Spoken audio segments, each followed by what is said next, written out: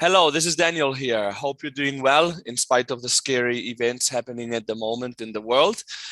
Yesterday, I hosted a LinkedIn live session with an e-commerce expert, Stefan Wenzel. We went over the current shifts in omni-channel retail, such as, for example, away from brick and mortar and the decline of wholesale, how online players are pushing their 3P marketplaces rather than their 1P wholesale businesses, and the evolution, probably forced evolution, of manufacturing companies into direct-to-consumer. In the second part, we reviewed the impact of these changes on companies and what type of talent you will need for each of these channels to be able to win in this environment. Enjoy. Good morning. Good morning from Hamburg.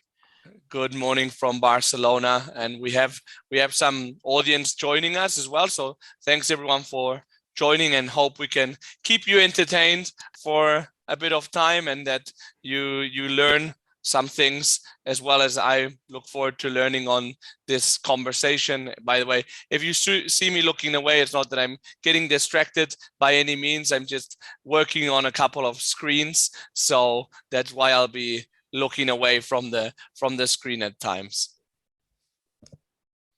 And maybe, I don't know how well you know me, but I'm the the director at Dwyer Partners Executive Search. We do headhunting in FMCG and retail, pretty much globally, director level and above, and in different functions, but only a handful of them. So in sales, marketing, supply chain, and general management at the director and above level. And e-commerce is one of the key spaces right now in my industry and consumer goods and retail, as you know. Other than that, I also run the FMCG Guys podcast, which, by the way, technical issues allowing it, this conversation should be available there later on as well. And yeah, maybe Stefan, you can give the audience a bit of an introduction to yourself. Some people know me, some people will know you, but Yeah, sure. So again, thanks for the invitation. Difficult times indeed, sad times, but nevertheless, I think it's nevertheless a good opportunity to catch up and also spend some time talking about something else and distract us a little bit. So yeah, my name is Stefan Wenzel. I'm in the e-commerce digital commerce space for, in fact, 23 years. Which tells you a lot about my hair color, but it's true. This is not spray gray. This is genuine. So 23 years in digital commerce, started in 1999. In fact, my first email I wrote in 1993. So pretty much since the inception of e-commerce. I mean, Amazon.com, as everybody will remember, went live in 1995. I then joined the Otto Group in 1999 and have been in this space ever since.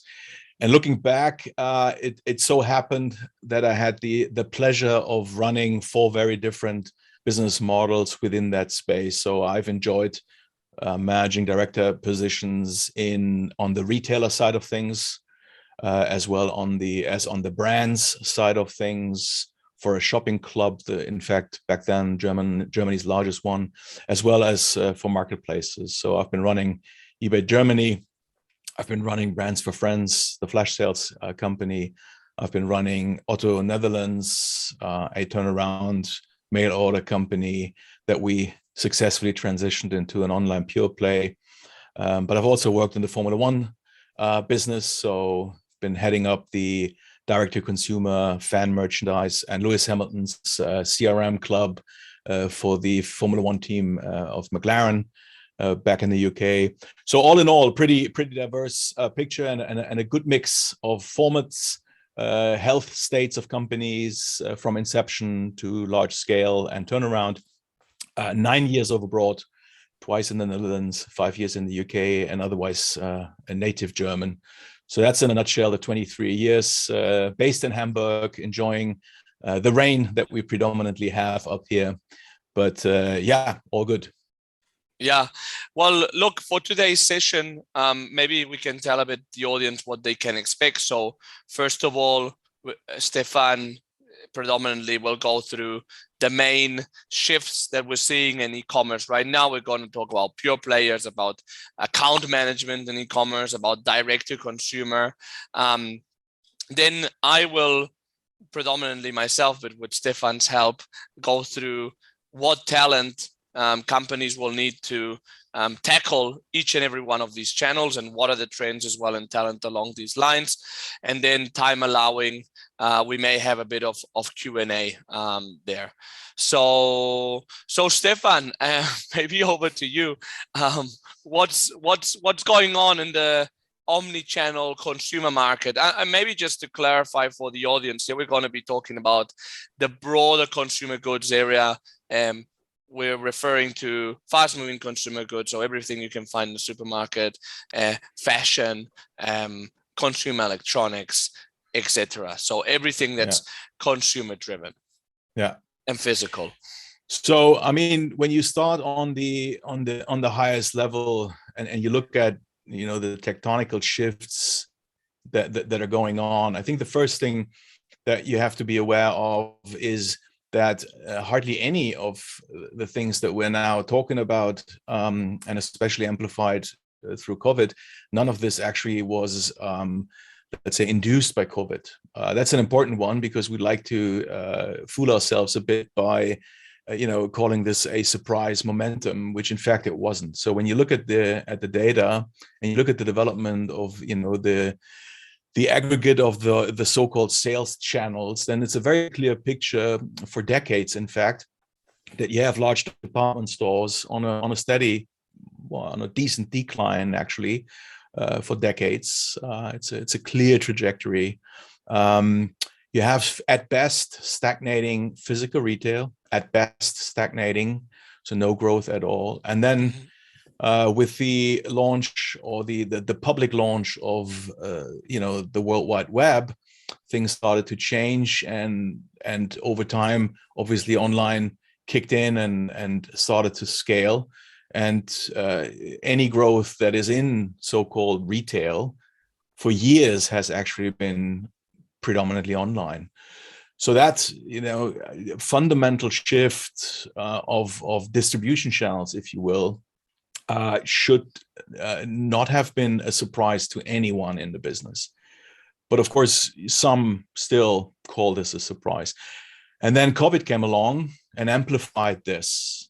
It's not an invention, nothing that was then higher in demand from consumers, nothing was new. So all the things that we started to then, squeeze into our organizations, like, pick up from store, click and collect, or whatever that may have been, or WhatsApp, conversational commerce, all those, tricks, tips, or tools. I mean, these were things, or at least some of them were things that were in demand before. People wanted to have a decent digital presence before, and all of a sudden it was the only channel alive and kicking. So I think that's part of the truth is, a lot of folks have been in denial somewhat, and have not been true to the development that has been going on for years.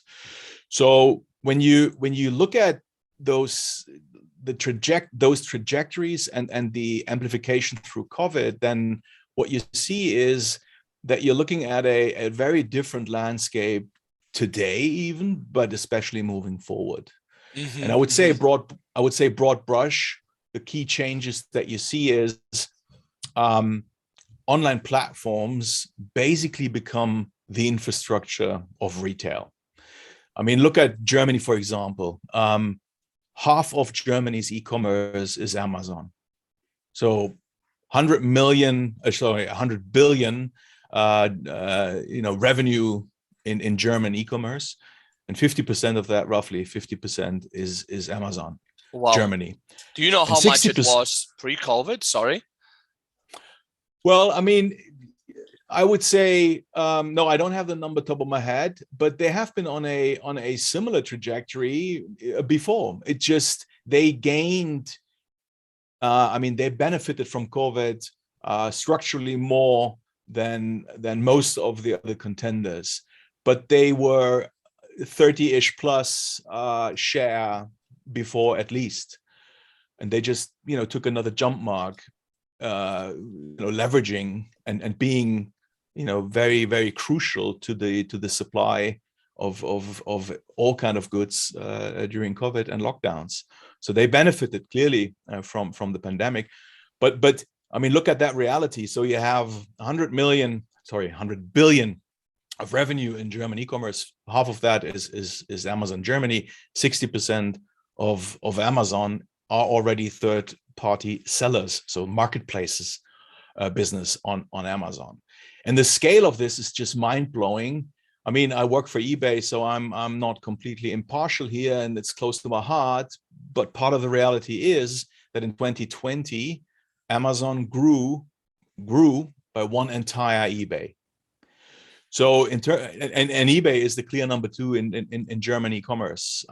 So it just indicates what's going on in terms of proportions and growth dynamics.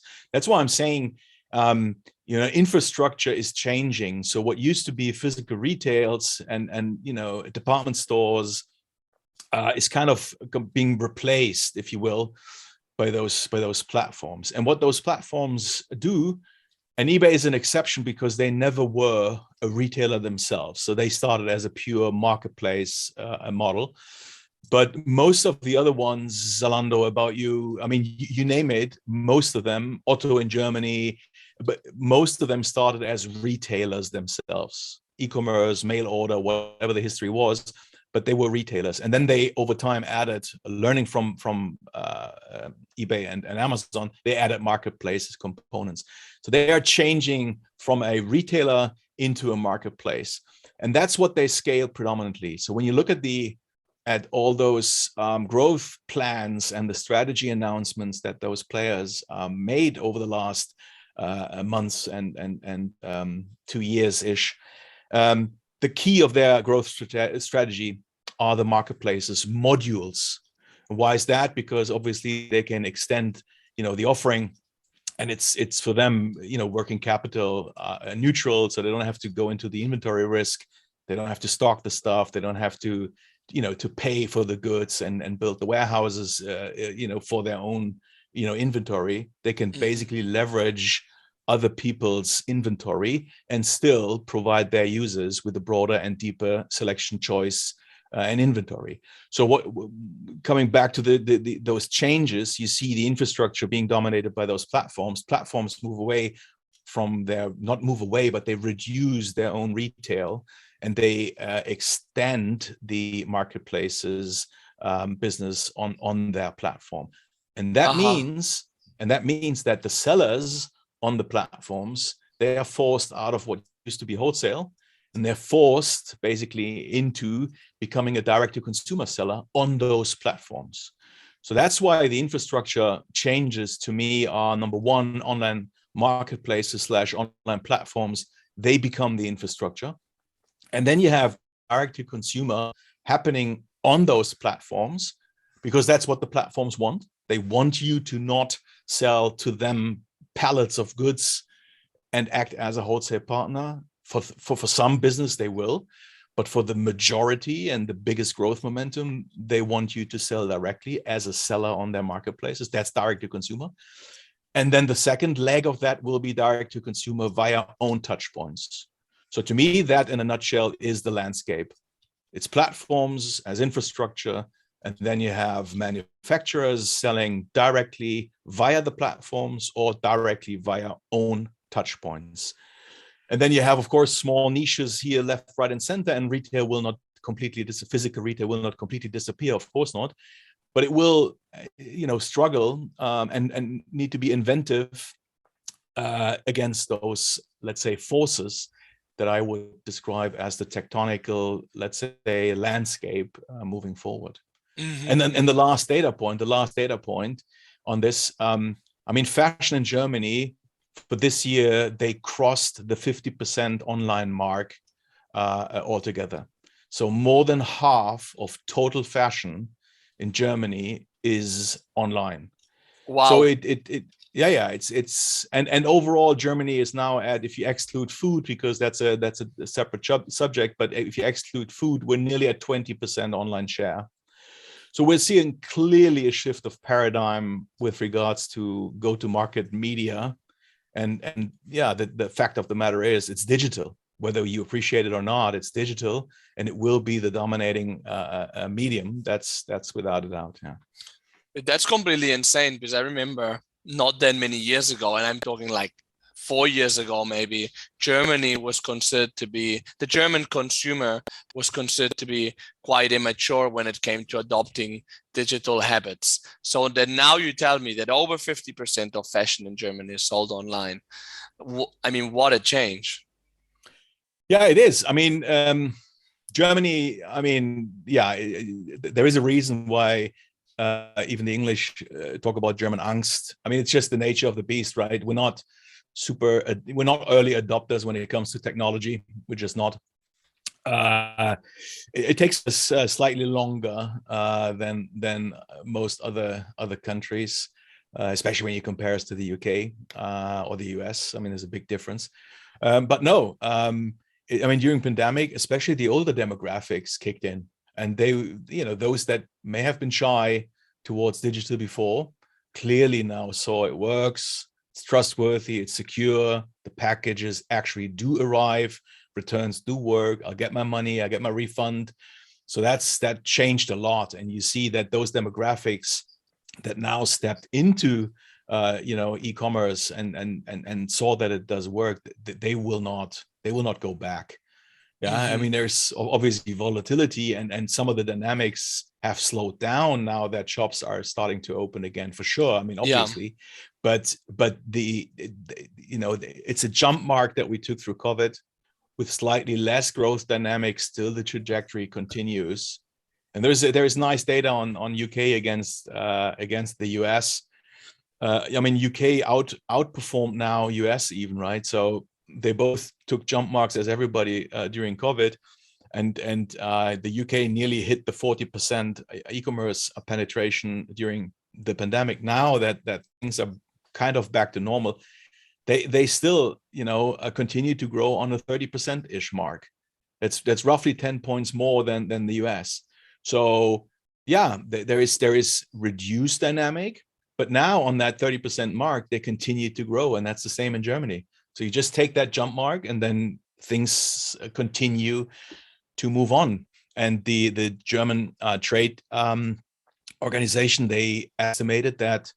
I mean, there are a few scenarios. Obviously, nobody really knows, obviously, how the future now will play out. But in those scenarios, they are simulating a 60 billion opportunity until 2025, and that 60 billion in Germany alone is simply by shifting gears towards online. I mean, that's not, the lion's share is not new business. The lion's share is migrating offline to online. And that's a 60 billion opportunity in Germany alone by 2025. It's massive. It's massive. And it will continue. Yeah. By the way, somebody in the audience says that they agree on the German characteristics, but I don't know if it's a but they say also we should not forget that Germany has 3 times more retail space, square meters, than, for example, the UK. Yeah, absolutely true. Yeah, which actually, I mean, an ad hoc question, which is not directly digital, but a consequence of it. I mean, what do you think will happen to big department stores, Peek and Clockenberg and these people in Germany that have all these square meters? Well, I think the question is there any meaningful value proposition? Is there any value adding proposition for consumers? And the answer in most of those cases, unfortunately, is not really. And why is that? Because they come from that, geographical, from that territory that was basically secured because of limited access, because it was offline. So there was hardly any competition. You had your high street, your main street within your city, your village, whatever, and that was it. Maybe people sometimes, drove a few miles into the next bigger city, but in most cases, the competition was what was locally happening, and therefore your let's say selection, your proposition, in lack of any alternatives, was valuable. I mean, that was it. You managed access to supply, and therefore that was a value proposition. But this is obviously this is a lot different. Everything is available. Somebody somewhere will beat you on price. So take pricing out of the equation. You can't win on that. And then products, mainstream products, they're available everywhere. And you know, people are, I mean, users. We all are very illoyal when it comes to just supplying a product. Being able to supply is a standard. Nobody applauds you for that. So that's kind of a given. And then the question is, so what's on top of that? And if you have nothing else but a small part of somebody else's assortment, and still some stuff that's sold everywhere, then you will be in trouble.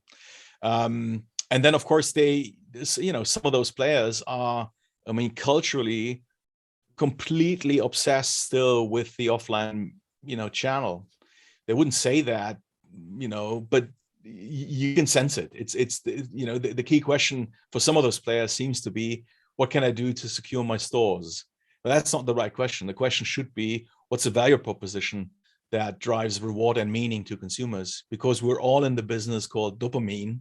We need to trigger dopamine. Nobody needs to buy from us. So you need to answer the question why. You need to have something that's better than everybody else. And if you don't have that answer, I'm afraid it's a tough world. Mm-hmm. So I would not bet my house on physical retail minded businesses, for two reasons: because it has an offline component that's not reflected in a value proposition. It just happened to be a store. And number two, because it's retail and just buying and selling goods at a markup. To me, that's not the right answer moving forward. So we need to center around meaningful value propositions. Could be services, could be specializing in, assortments, in brands, in experiences. If you're good, you may welcome your customers 3 or 4 times a year if you're good. But we're constantly trying to, send newsletters and be blowing the trumpet about, coming to us and, spend all that money on marketing. But what's the relevance in those 361 other days? Why would I care to spend my time with you? That's a key question. Tough to answer for a lot of retailers. Yeah, no, I agree. Do you think that maybe like in the US, where some department stores are even doing relatively well lately, and for example, Target and Walmart have done very well, do you think that that's a mirror that European retailers can look at for the future? Or I don't know. I think competitive landscape is very different. I think it's hard to transfer the Walmart story into our space here. I think when you look at Germany, for example, I mean, you have in e-commerce, it's Amazon and then eBay at some point, and then you have Otto and a few others now trying to be general merchandise. You have a lot of fight going on in food now, that obviously with including quick commerce. I mean, that's a hot topic for the last couple of months. So there's a lot of dynamic in this space, but I think a very different competitive landscape. And of course, our supermarket heroes, the leaders of this world, Kauflands, they just started to test waters, and not too bad. I mean, let's see, Kaufland marketplace. So there is, it's good activity. Lidl being, relatively aggressive, part of the Schwarz Group, so relatively aggressive with ambitious plans moving forward. So I'm sure there is more to come, but we have a clear separation still with, I think, those that do well on their supermarket physical store front. And then on the other side, you have Amazon, period. Yeah. And going back to what you said before, so you mentioned that basically online players, and I think that namely, just to name a couple, Amazon, Zalando, they're considered to be pure players because they started online. Maybe then later they'll venture into physical retail. Well, actually, Amazon is already doing some. You mentioned that they're going from a wholesale model to a marketplace model. Just to clarify, maybe if some part of the audience doesn't understand the difference fully, basically, wholesale is basically like traditional retail where you buy product from a supplier and you store it yourself, right? Yeah, I mean, in simple terms, wholesale is the model that we used to see pretty much dominating, the retail space, if you will. And that's exactly how I describe it. So if I'm a retailer, I go to a manufacturer, to a brand, I place an order. In 6 months' time, I get huge pallets of stuff, which I put onto my own books. I pay for it. It's my inventory. I can determine the price. It's my risk.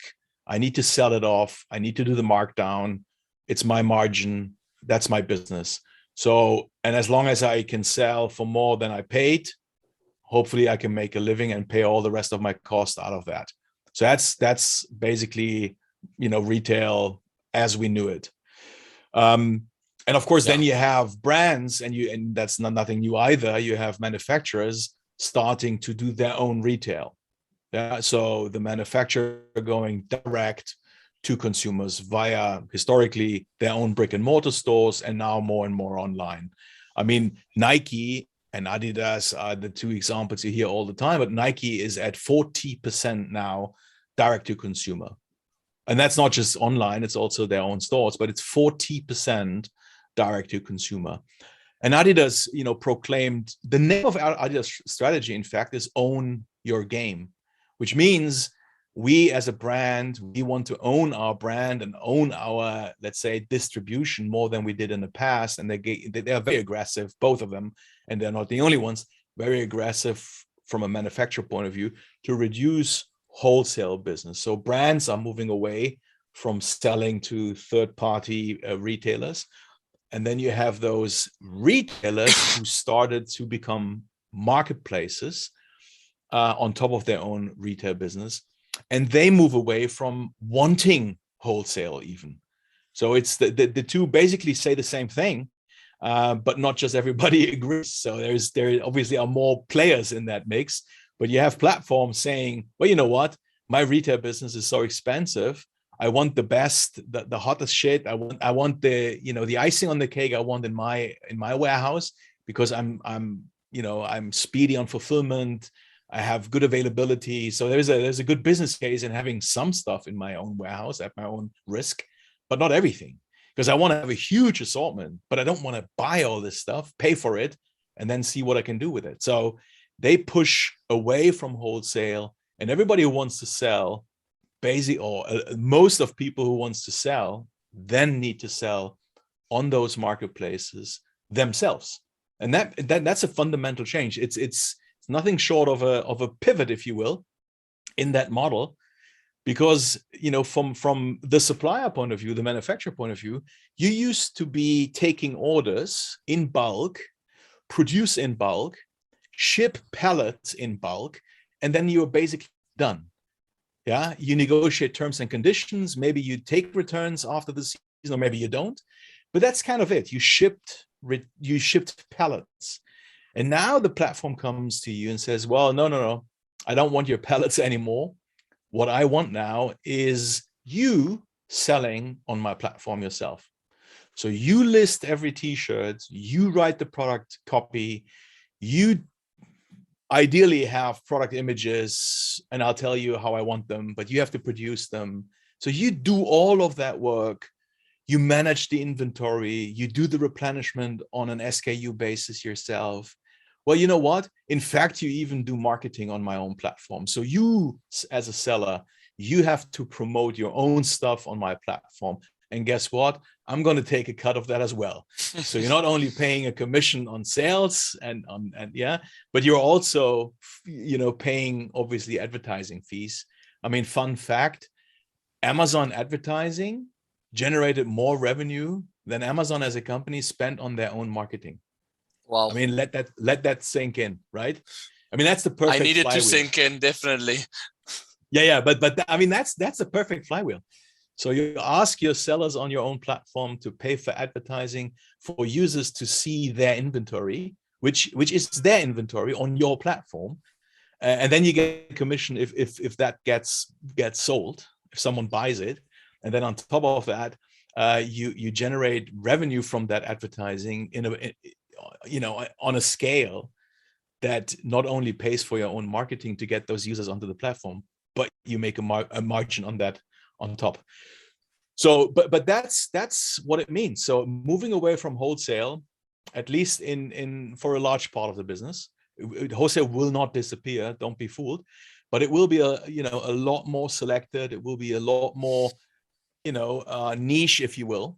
And for a lot of brands, sellers, that means you need to sell directly, and that's in fact the retail model. If you think about it, direct to consumer, trading SKUs, managing inventory on SKU level, generating product data, booking advertising, optimizing performance marketing for those items on the platforms. That's pretty much e-commerce, if you will, in its purest form. I mean, the only thing missing is your own online shop, your own app. That's the only thing missing, because you're also doing the fulfillment. Let's not forget about that. So if you are in a direct to consumer, and if you're a seller on a marketplace, you need to make sure that the goods get shipped as well. Of course, the platforms offer services for that, fulfillment by, of course, and there is a commercial benefit to do so. But at the end of the day, it's your obligation to make sure that this happens. And if you don't want to use fulfillment by someone, then you have to do your own fulfillment, get the goods out, and they will track your service levels. And if you're not refunding quick enough, you will be penalized. So there's a whole world of mechanisms in place that you as a seller adhere to the service level standards that the platform set for themselves. And that means it's a full-blown end-to-end direct-to-consumer / retail type of business that you're suddenly confronted with, even though you started as a wholesale company and you never wanted to do anything else but ship pallets. But that's part of the tectonical shift, that I described in the first part. It is simply going away. And of course, the physical retailers that are still happy to buy pallets from you, they are in decline. So that business, is not going in the right direction to compensate for what's now happening on the platform. So you need to participate on the platforms to keep momentum and have access to volume and demand. It's difficult to argue that you're not participating on large scale, platforms that are fit for your brand, of course, but still you need to participate. At the same time, physical retail is in decline. So it's hardly any choice you have. I think you need to get used to that pivot and embrace it rather than feel annoyed by it. Yeah, no, and I think that's the thing. No, I think that lots of times when companies talk about going direct to consumer, they talk about it a bit as a strategic choice. And the thing is that it's not a strategic choice, it's a strategic obligation, basically, because you need these channels to survive. Sorry. I mean, just quickly, the element of choice is whether or not you go via your own direct touch points as well. That's the element of choice. And you can still refrain from doing so. I would strongly challenge that. I mean, to me, number one, if you have to prepare the end-to-end operation to sell directly via platforms as a seller, if you have to do that anyway, you may as well go the last mile, the last step, and open your own touch points. Just from a practicality point of view, efficiency point of view, that seems like, you did 8% kind of, and now you stop. But most importantly, and that's, I think, something that everybody needs to be fully conscious of. What's the biggest disadvantage of being part of a platform as a seller? Well, the biggest disadvantage is you're not generating any customer data for your own use. So, I mean, it's a fundamental topic. If you see strategic value and I would strongly urge you to do so, if you see strategic value in your own customer base, that you can actually start to nurture and build up a loyal customer base, to have recurring revenues, to have people coming back and place more and more orders, so you can build a lifetime value with your customer base, and you can introduce new services directly, you can change business models directly, you can enhance and pivot however you like, because it's your customer base you're talking to, and you can listen to them and you can understand them because you get the data, and you can respond directly. If you see the strategic value in that, which I urge you to do, then there is no alternative but to go direct to consumer as well. In some cases, via own touch points. Yeah. And in some cases, it may even be so important. It may even be more important than going third party on platforms. So for some, that's a strategic imperative to be direct to consumer via own touch points only. In most of the cases, I would argue it will be a hybrid model on platforms, direct to consumer, and then direct to consumer via own touch points as well. And both together means reach on the one side through platforms, hence contribution margin too. So you're creating income.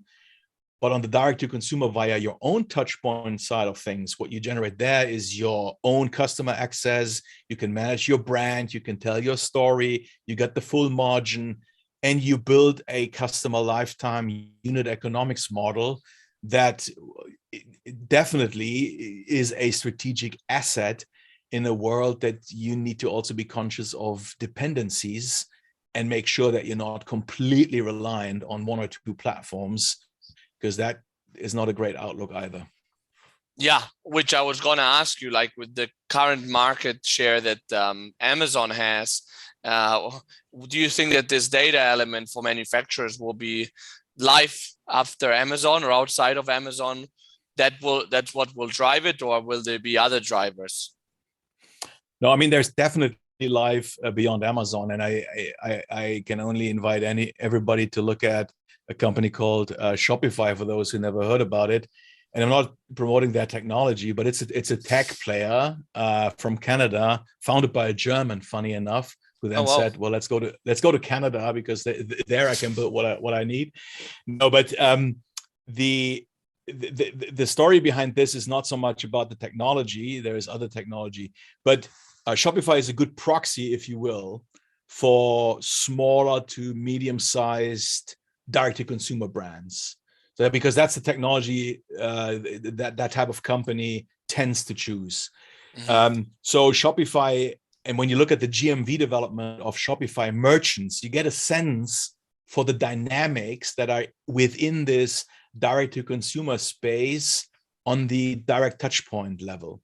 And for the first time ever in 2020, Amazon lost market share in North America, which is hugely interesting, because at the same time, Shopify gained a tremendous amount of market share. So there's a certain shift for the first time ever, and that's interesting.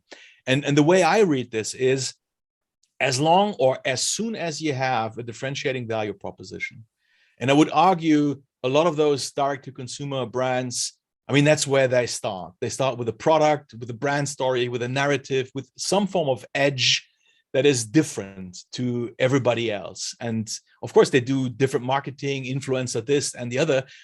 But in essence, they have something that you could argue is a differentiating value prop. And with the Shopify GMV development and that taking market share from someone like Amazon in North America, to me, that's one, let's say, data point that proves there is life beyond Amazon or next to Amazon. But the answer is not same, slightly different. The answer is different. And different in a way that it adds value. So as we said earlier, dear retailers, of course there is life. Of course there is enough oxygen in the room for a lot of people to take deep breaths. But you need to have a differentiating value proposition that provides meaning and reward, hence dopamine to your consumers. That's what it is. I'm afraid that it won't go away. However we turn the dice, that's the essence of it.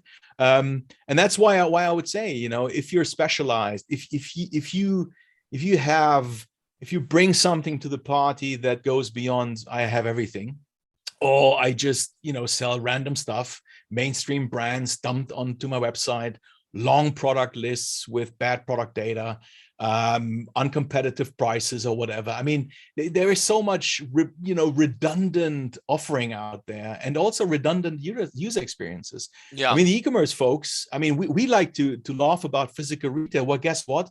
Let's laugh about e-commerce user experience. I mean, that's ridiculous as well, because it all still looks like Amazon's bookshop in the 90s, because they copied from Amazon, and it's still a very factual experience. It's all the same templates. It is product lists, endless product lists online that the user has to filter and scroll through and do the work.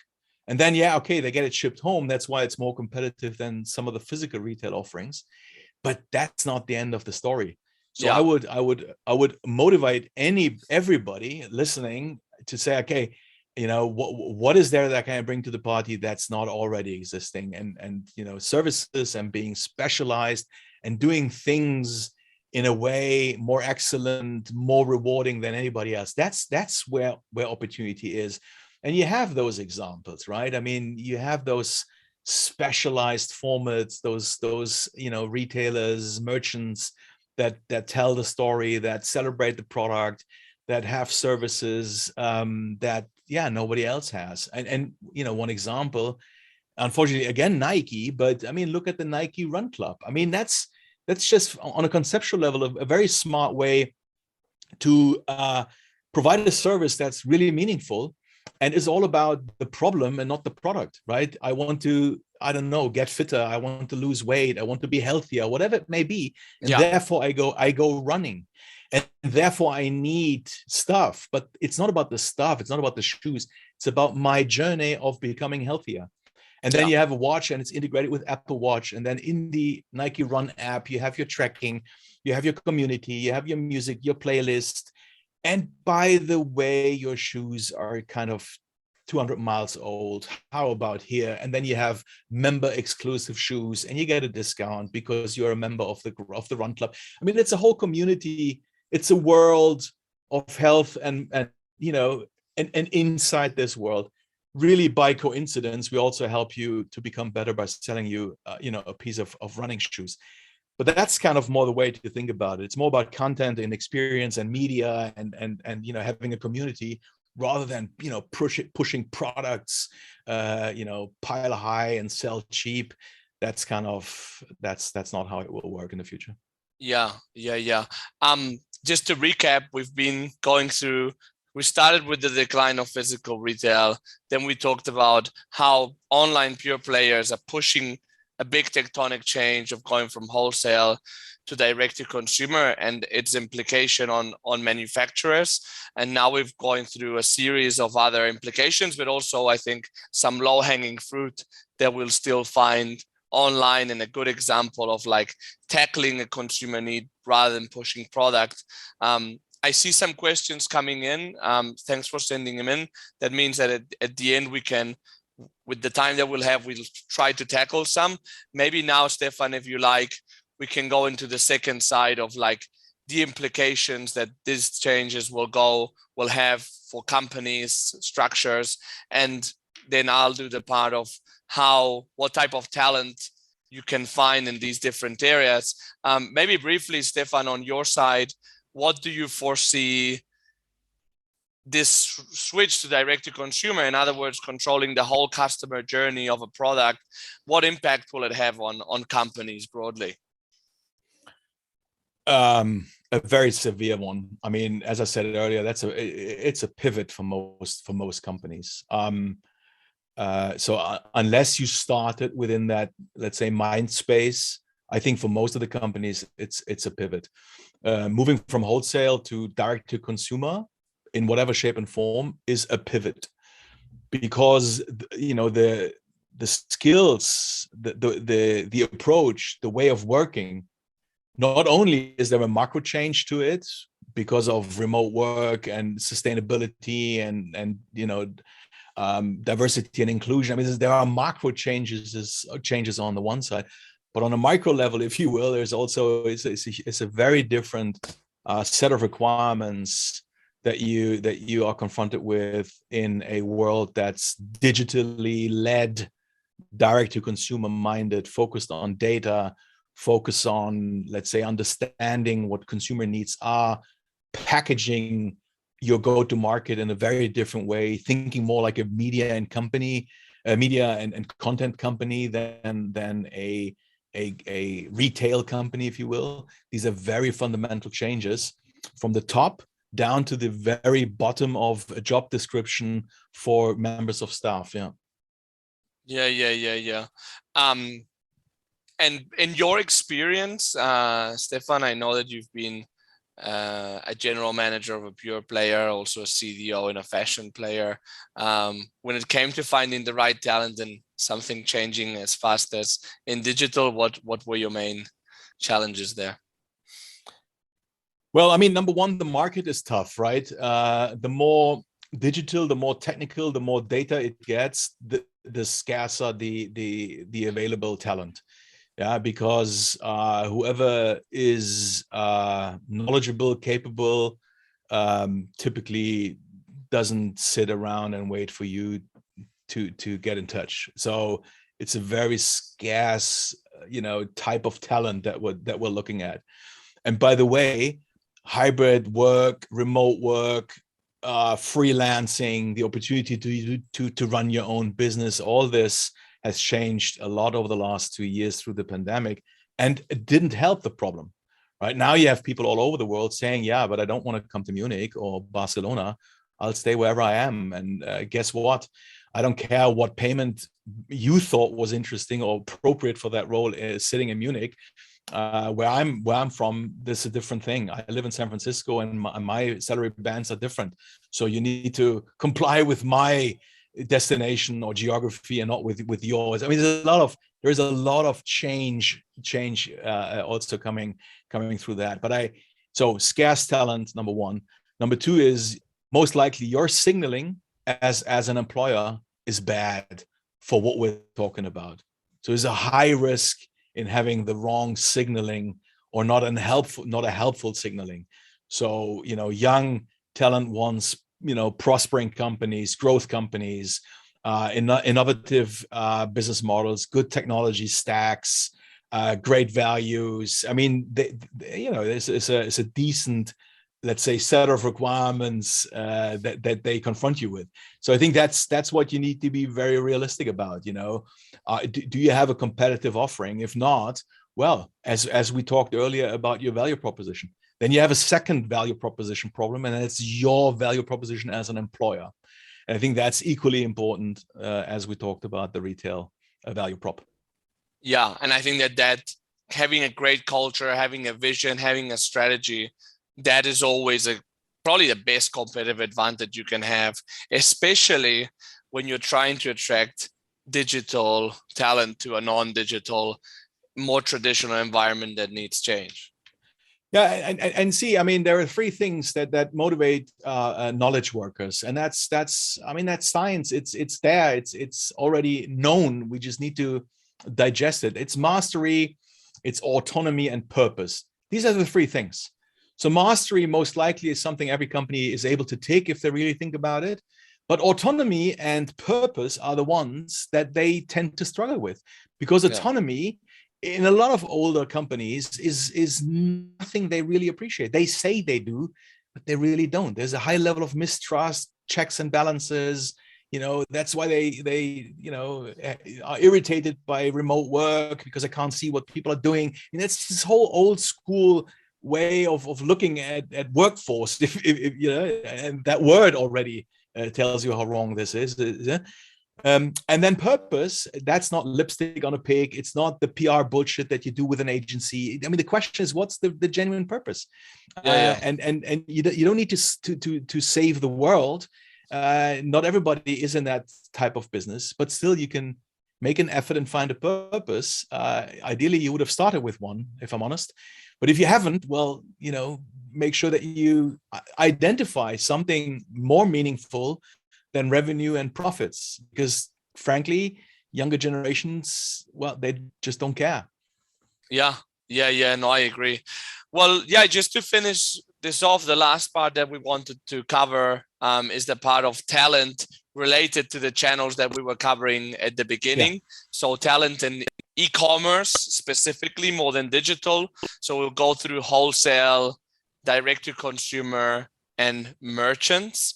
And if you like, I can start and give a bit of please. What I see. Curious to get your view. Yeah. What I see in the market. So wholesale e-commerce roles, they're normally called e-commerce account manager, e-commerce director, etc. And they're the ones that you will find in FMCG. In companies that also have their own retail, you'll normally call them wholesale sales managers or wholesale sales directors. They are the people that are doing the traditional account management role of the manufacturer going into a retailer and selling their product. Great role for executives in manufacturers to develop into the digital space, because you can really transfer commercial skills into that type of role. You can go from managing another retailer like Carrefour or Edeka, and then go to manage Amazon as a different client, because if you're in the same company, you can probably stretch that. Of course, then there's the differences of managing a pure player like Amazon or Zalando, or a brick and click, which could be Tesco.com or a department store. These are very different dynamics. But yeah, if you come from internal, you could probably do it anywhere. If you're hiring for that role externally, and that's where the challenge is, you'll need to have that experience prior. So a lot of companies, for example, are looking for people that have managed Amazon in the FMCG space. And in fashion, they'll probably want somebody that's managed Zalando or a big department store online. I think that will be quite an important pillar for people's careers, because as online becomes bigger and bigger, because wholesale will still be there won't be that many sales directors or general managers that have that online experience. And if you have some years of that exposure, you'll have a competitive advantage in the future to become a general manager, a commercial director, even if it's not specifically in a digital environment. Yeah. And correct me if I'm wrong, Stefan, but I think that one thing that's changing there, and we talked about that in a podcast recently, one that I did about predictive analytics with Veena Giridhar, that probably one thing that's changing is that these account managers calling on online players will need more and more analytics knowledge and experience. I don't know if you see that as a factor as well, like predictive analytics of like seeing when there'll be more or less demand. Yeah, absolutely. I mean, I would even go so far, and I mean, we had the discussion in a lot of the companies I used to be in before. I mean, you could even argue, what's the point of separating the marketplaces business from the wholesale business? So if you are an offline wholesale account manager and you now move into online wholesale, then obviously you're working on the same platform as potentially your marketplaces colleagues who sell other stuff, complementary assortments. So everything that the platform is not buying from you in a wholesale model, you try to sell on the platform through marketplace model. So there are two entities trading on the very same platform with the same manufacturer logo, with the same brand logo attached to the listings. So I would even go so far to say, listen, try to see this as one platform.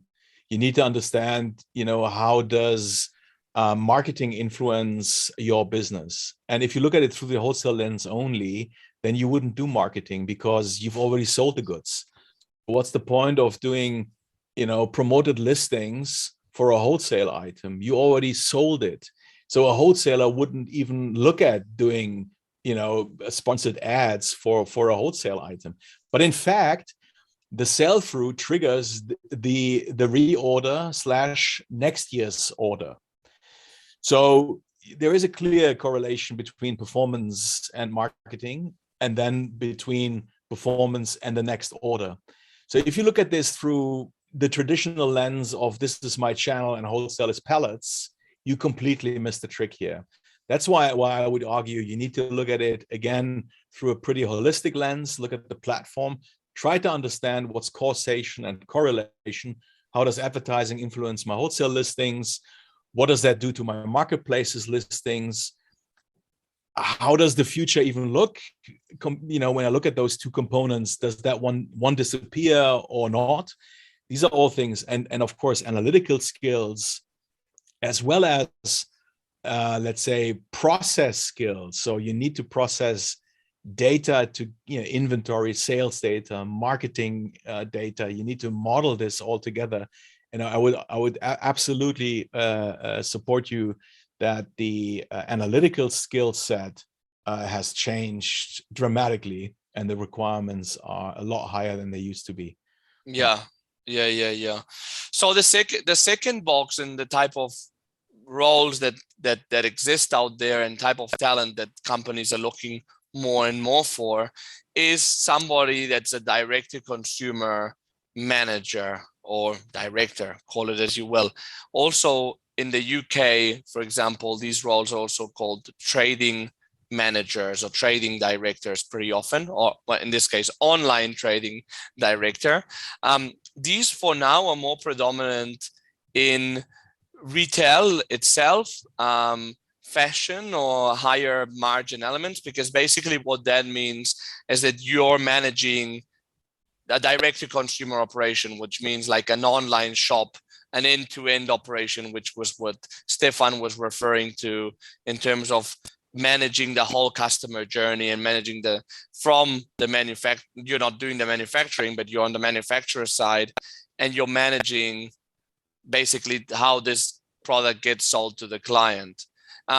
This role is starting to exist little by little, but it's relatively rare in FMCG. It's actually one of the pockets that we see more and more people going from retail, fashion, higher margin elements like luxury into FMCG, which traditionally it's always been the other way around. FMCG exported talent and rarely imported from other industries. So if you're a hiring manager looking to hire someone like that, you'll definitely need someone that has trading forecasting experience, that they're able to be fully accountable, because here, even if the revenue is not huge, they are managing the whole channel. They're managing the whole operation with all the complexity that has of aligning with finance, aligning with marketing, etc. So in other words, it's like being a GM without being as senior as a GM. So you'll need somebody relatively at the beginning of the career, depending on the seniority of the role, or maybe at the mid-size, but that can act pretty maturely. And finding them is complicated, because as we said, there's not that many companies that evolve there. And unless you already have a sizable operation, I mean, if you're Marks and Spencer's, for example, who has a huge online channel, or you're Nike, you'll find people for succession planning. But unless you don't already have that infrastructure and you're looking to put that together, the complexity of it will require you to go into one of these organizations that already have best practices there to find somebody with that experience that can relatively quickly implement it into your company. I don't know what your experience with these type of talents and setting up a DTC is, Stefan, or if there's any other skill set that you would look for there. Yeah, I think fast-moving consumer goods are slightly behind the curve. So when I look at, for example, the fashion industry, which arguably is still in parts in denial, but at least it feels that they are somewhat ahead of the curve because digital hit them earlier. But yeah, you're right. I mean, it starts with something that's full complexity of a channel, but will not be respected as a channel even internally. So you need also a psychological, very stable mindset, because you're running against all the odds. People, I mean, that's what it is. If you start this grassroots, yeah, management board says we need this. Well, we don't like it, but we need it because supervisory board is asking questions. So we need a digital strategy, and then they start, and then you get a market somewhere where you don't hurt anybody, or you get a category that nobody cares about, and then yeah, I mean, then you're in direct. Then the company is in direct to consumer, but not really meaning it. So I think you need to be up for frustration, and ideally you work your way up and find allies that actually understand that digital is not a playground where it doesn't disturb, but it's a huge opportunity. In fact, it's the only let's say model that will help to prosper in the future, because you need to move yourself away out of the pure transactional point of view. You need to understand that digital is not a transactional phenomenon. It is an entire funnel, and people live on their mobile phones. There is, I mean, 30% of the wake time people spend on their mobile, and that's digital. It doesn't mean that it's not necessarily e-commerce. No, it's digital. That's why any company that tries to address and engage with consumers, if they are not completely drawn into digital, there is something fundamentally wrong. And if you get a sense in your company that they haven't understood, that it's not understood, it's at least a red flag. You can still play around for a few months and earn experience, but you won't win. You need an organization that understands digital is a fabric, digital is the main media, that's the thing. And then we also may discuss the transactional level in digital, which is an e-commerce operation, an app or whatever. But I think you need to look at it as an entire funnel, and then hopefully you can contribute to educate the organization. So there's e-com operations in it, but it goes up the funnel. It needs the entire value chain, and you need to embrace yourself for frustration unless your company really gets it already. Yeah. No, I agree. And this is why it's an area, like, for example, where, you can't, well, you can, but I don't see that much value of moving somebody cross-functionally from account management into managing it direct to consumer. I think they would really struggle unless they can maybe do it as part of a team, but not leading it from ground zero, because then you'll probably start your direct to consumer operation without the right backbone that it needs. Finally, and that's the last type of talent we'll touch on. I know that we're a bit over the hour, so please bear with us if you can, because there's one question at least that we can go through at the end that I think is quite interesting. The last type of role is the merchant role, which is basically managing. Basically, these are roles that you'll find on the retailer side, where somebody is managing a portfolio of products that they're offering to the client, but they say at the same time they're negotiating with the supplier, which for vertical companies is an internal supplier, and for retailers it's an external supplier. So for example, in Amazon, this is a very common role. They call vendor managers or senior vendor managers or head of vendor management, depending on what scale of the seniority you are. So imagine you're the head of vendor management for home improvement or DIY. Well, then you'll be managing the likes of Black & Decker, negotiating with them the terms, how they appear on your website, and then be responsible ultimately for their commercial performance on the website. So it's a very commercial role. Obviously it has a management aspect, but it's a good mix between commercial in terms of selling the product, but also procurement. It's quite a specific role for retailers, But these people can also be interesting in terms of transferable skills for companies in FMCG.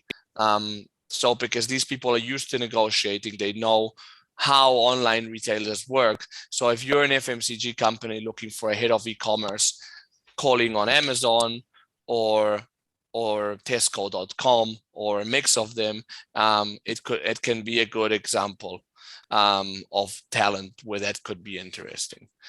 I don't know if you have anything brief to add on that, and if not, we can jump on the question, Stefan. Yeah, no, the only one sentence again here. I think it's a good example where you ideally find talent that thinks beyond the traditional definition. To give you an example, on a marketplace, you actually want long-standing SKUs. The marketplace's search algorithms don't like ever-changing assortments. They want the algorithm to pick up long history of transactional data, interaction data with your items.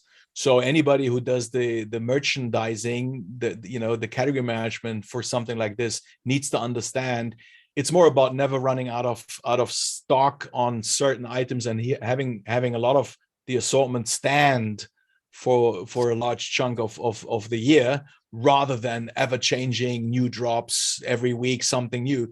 Well, if you have an account manager, a category manager, a merchant that doesn't understand those things, or what price points are optimal to acquire consumers rather than activating existing ones. If you don't think multidimensional, even as a merchant, you are losing a bit the point, and you work in the very traditional way that we used to see in the past. But moving forward, this is all about connecting the dots and trying to understand what each platform and what customer segments need what kind of offering to move the needle. So I think it's a good example of a crucial role that has changed. Yeah. Well, we can do one question since we're running out of time. Maybe we can do a second one if anyone has a burning one. Happy to extend a bit more. But Marco, if you're listening, Marco, hi, nice to hear from you after all this time. And this is more for you, Stefan. And to be honest, this question could be for a whole new episode. So it gives us a good idea if we ever want to go live again. What's your opinion about an online giant shifting offline? So like what Amazon is doing, and why are they doing it? Is it for 1P consumer data collection or to improve their margins? I wouldn't overestimate some of those activities. I mean, number one, they did the Whole Foods thing, which, as far as I'm aware, is not a huge success. If I'm informed correctly. Oh, really? Yeah, so I think so, but let's fact check that again afterwards. But I think that's not a success story quite yet. The other things that they're doing, the fashion store, etc., they're testing waters. Yeah. But I wouldn't get carried away because I know some of the physical retailers, they look at this and say, "See, I'm right.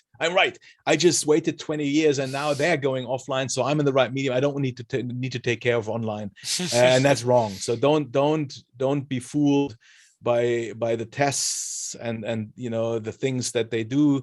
They are large scale testing all kinds of things. I would say, genuinely speaking, you need to focus on impact and relevance in a channel agnostic fashion. And if at some point a physical point of sale or a touch point, even, I would rather look at it as a touch point, if that adds value in terms of customer journey services, well, let's be open about it. But I would start with the medium that drives most relevance and most impact. That's digital. And the biggest danger is to get carried away with too many things. People talk about Omni-channel and they try to combine everything, although systems don't allow. They are completely bogged down by complexity in making old systems do dances that they never learned, whilst actually they should master one channel first. So how about being excellent in your existing channels in the first place? And once you hit that level of excellence, then start to worry about maybe combining some of the stuff. But if you look at click and collect, just the last sentence, because I'm passionate about it, I don't think that the combination of not being able to touch things in advance and then pick them up yourself I don't think that that's a great proposition to start with, but imagine all the complexity that you're taking on to make this fly, if at all. So I'd much rather focus on impact through excellence in the first place, and then see if there is more time and resources available to do funky stuff in combining, for example, channels. Yeah.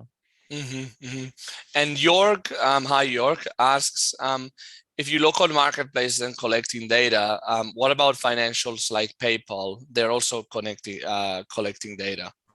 Yeah, big time. I mean, that's a whole competitive vector that we didn't touch upon, but Klarna and the PayPals of this world, they're absolutely trying to get out of the basement of being a service component in the fulfillment, if you will, nearly. So yeah, it's a transactional,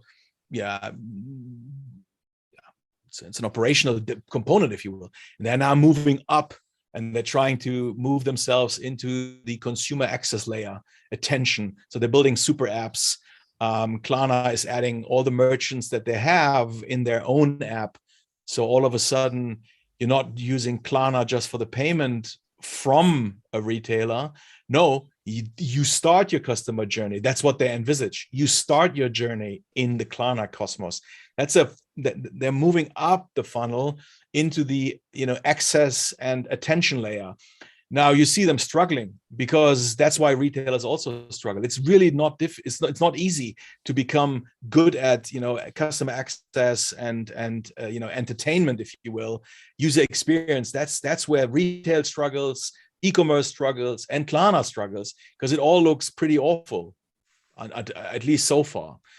That's why, for example, the Instagrams and the TikToks of this world and the Netflixes of this world, who also start to drill themselves down from entertainment into commerce. That's why I think they have a lot more advantage, because they already own the entertaining access component, and now they add the, let's say, technical way or the technical ability to take transactions.